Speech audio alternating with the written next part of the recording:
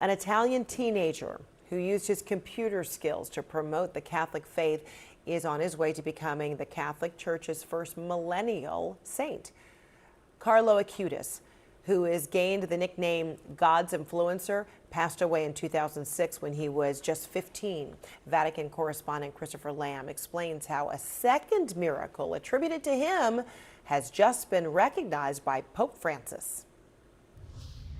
Well, he's become known as God's influencer. Carlos Acutis, a teenage gamer and computer programmer, is set to be declared the Catholic Church's first millennial saint. Almost 18 years after he died from leukemia aged 15, Pope Francis has recognized a second miracle attributed to Acutis, paving the way for him to be canonized. The London-born Italian teenager was a computer prodigy, and he used his technological skills to spread awareness of the Catholic faith, including a website which documented reports of miracles. Since his death, Acutis' following among Catholics has grown, and he's widely seen as a saintly figure who is truly relatable to today's youth. His mother, Antonia Salzano, continues to share the message of her son's life. And it's a great sign of hope because he told us, as I did, you too can become holy. Nevertheless, all the media, the technologies, it seems sometimes that holiness is something that belongs to the past. Instead, holiness is also nowadays, in this modern time. Acutis grew up in Milan and, like other kids of his age, he enjoyed video games, sports and making funny films about his family dogs. To declare someone a saint, the Catholic Church normally requires proof of two miracles. The latest miracle attributed to Acutis was the healing of a woman from Costa Rica who suffered a head trauma after falling from her bicycle in Florence in Italy. According to Vatican News, she was cured after her mother prayed at the tomb of Acutis. Acutis was beatified and declared blessed after his first miracle in 2020, with the Vatican approving as miraculous the healing of a Brazilian boy who had a birth defect in his pancreas that made him unable to eat normally. The next step now is for the Pope to hold a meeting of cardinals to sign off on Acutis' sainthood. Then they will pick a date for the canonization.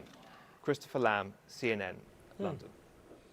All right, here to discuss is Katie McGrady, host of The Katie McGrady Show on Sirius XM. Great to see you, Katie. Thanks for having me. All right, so now that the Pope has recognized two miracles attributed to Carlo Acutis, what qualifies as a miracle? You know, how do they get formally recognized by the Pope?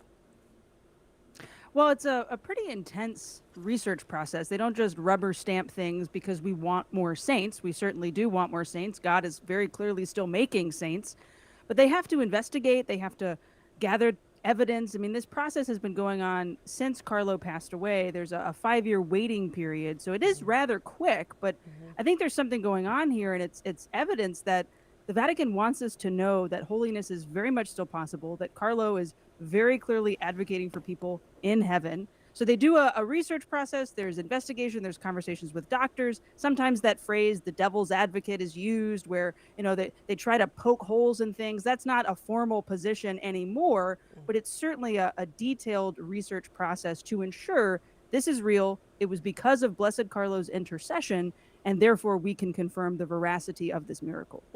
I mean, Carlo's mom said, you know, her son used his computer skills to spread the message of Jesus Christ, not to earn money or become famous. Do you think Carlo will be an example for younger generations? Oh, I think so. I mean, I have long often called Blessed Carlo my buddy in heaven. He's very much a heavenly friend. And it's really kind of amusing because I had no idea that a contemporary across the world was working and building a website when, you know, we're the same age. He was born in 91, I was born in 89, so we're very much on the same experiences when it comes to growing up in the 90s, the internet of the early 2000s. And so I think for millennials, especially as we're in our 30s, we're raising kids, we're trying to live our faith, we can look to Carlo and see, okay, holiness is attainable. Holiness is attainable even on the internet.